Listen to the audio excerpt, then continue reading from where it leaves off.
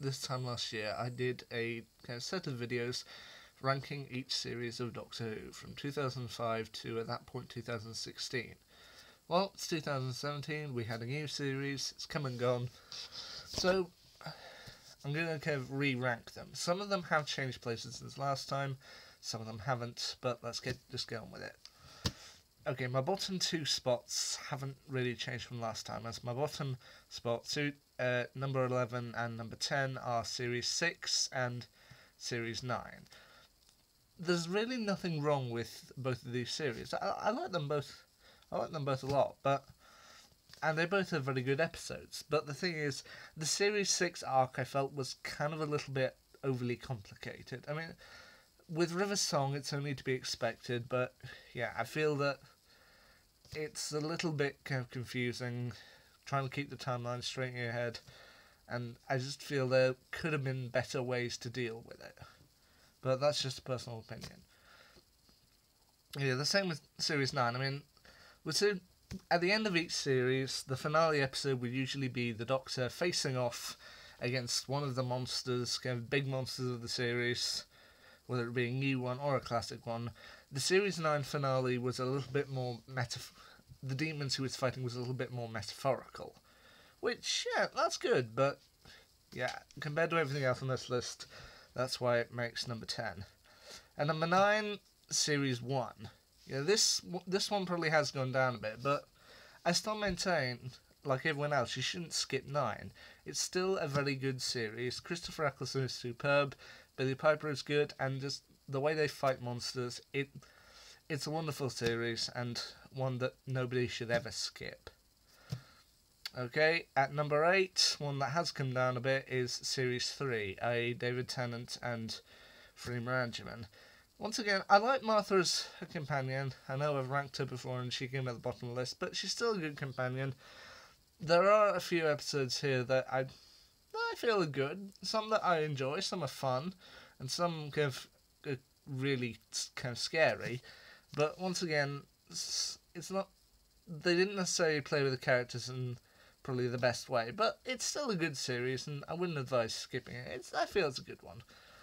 And number 7 is the one we've just had, Series 10, Peter Capaldi, Pearl Mackie, and Matt Lucas. Yeah, I feel this episode, once again, it's got some good episodes, it's got some kind of weaker episodes, but the finale, that one to me, that was pretty scary. Just at the end of part 1, when just Bill turned into a Mondasian Cyberman, that was just a moment of, yeah. And number 6 on my list is the 2009 specials, i.e. David Tennant's leaving year. Each episode is good. Each episode comes out good. I mean, I know people have their preferences. I mean, for me, I liked The Next Doctor, Planet of the Dead. The one that I feel is probably weakest for me was Waters of Mars. But maybe that was because it was had to be a bit more depressing as it was coming to the end of David Tennant's run. But yeah, each episode is either funny or strong. It gets some good things across, and the characters are interesting. Anyway, at spot number 5 is Series 7, Matt Smith, The End of the Ponds, and the start of Clara Oswald. Clara Oswald's story arc is kind of like River Songs. It can get a bit complicated if you haven't got all the pieces. But yeah, I feel it was good. I feel it was a good way to go. I mean, the way the ponds go out, that's just heartbreaking. I do remember when this episode was first broadcast, I remember tears in my eyes, as I did with some of the previous companions. And yeah. I mean, and the kind of beginning of Clara Oswald, like with every companion, I was unsure about her at first, but she did come to grow on me with the later series. At number 4 we have Series 5. Yeah, Matt Smith and Karen Gillan starting off. It was a whole new time. I mean, 2010 they had a new Doctor, a new title sequence, a new companion, new series, everything, and I feel it's a good start for them. I mean, like with every companion, like with every Doctor, Matt Smith took a little bit of time to kind of grow on me. Like, 4 or 5 episodes in, I felt it was the Doctor, and yeah, I think it's a pretty good series. I mean, you've got the classics in there, like the Daleks, the Cybermen, the Weeping Angels, and even the kind of whole load more of them at the end. Yeah, I think that's a good series. And number 3, Series 8. Peter Capaldi and Jenna Coleman. And as I said, with each Doctor, it takes me a little bit of time for them to kind of grow on me, but Peter Capaldi managed to do it, and I feel he had some very good episodes in there, some very fun ones, and as I had with Series 10, I had that just, oh shit, moments, kind of, at the end of Dark Water, just when the Cybermen are marching down outside St. Paul's Cathedral, and Missy has just revealed herself as the Master. I was just thinking, what? Oh, no. Yeah, that one moment. Second place on my list is Series 2. Now, I know I'm going to have some flack for this, but I honestly felt Season 2 was kind of a good season. I mean, some may be asking why it's coming near the top, but I love the pairing of David Tennant and Billie Piper.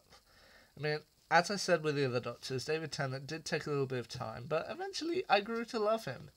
And I felt the pairing he had with Rose was a lovely one. You've got some great villains in here, like the Daleks, the Cybermen, Return of Cassandra, even the Beast. Yeah. And overall, I feel it's just one series that I always feel I can come back to.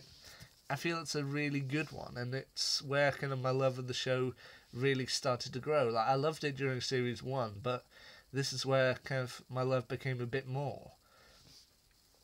And if you haven't guessed from my list, the number 1 spot once again goes to Series 4. I mean, this, for me, if I think of Epic Doctor Who, I usually think of Season 4, Series 4. I mean, you've got everything in there. You've got a return of a companion, Donna Noble.